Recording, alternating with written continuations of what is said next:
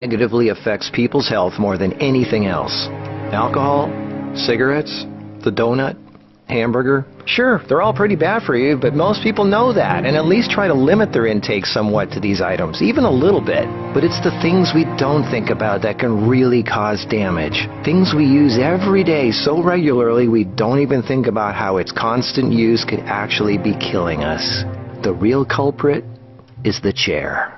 We were given legs for a reason. Most third world cultures don't even have chairs, and they walk an average of 10 miles a day. We in the modern world, on the other hand, spend most of our entire waking days sitting down. People go right from bed to sitting on the toilet, after which they sit at the breakfast table, then they sit in a car as they drive to work and spend the entire day sitting at a desk, only getting up to sit in the toilet and in the cafeteria. Then they sit in the car to drive and sit at the local bar for happy hour. Then when they've had enough of that, they go drive home and spend the rest of the day sitting in a comfortable chair watching TV before they crawl to bed to recover from all the physical exertion that day. And when people go out, they sit at a restaurant or a movie theater.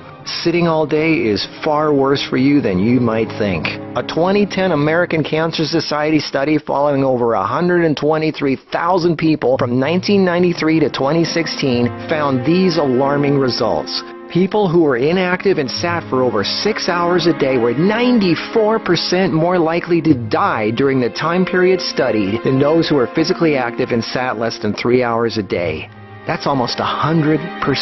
And get this, findings were independent of physical activity levels. The negative effects of sitting were just as strong in people who exercised regularly. 60%, that's over half of employees surveyed, were convinced they would be more productive if they had the option to work on their feet. Medical experts have started referring to long periods of physical inactivity and its negative consequences as sitting disease. Below this video are links to an endless list of medical studies showing physical inactivity and low fitness are serious threats to cardiovascular health.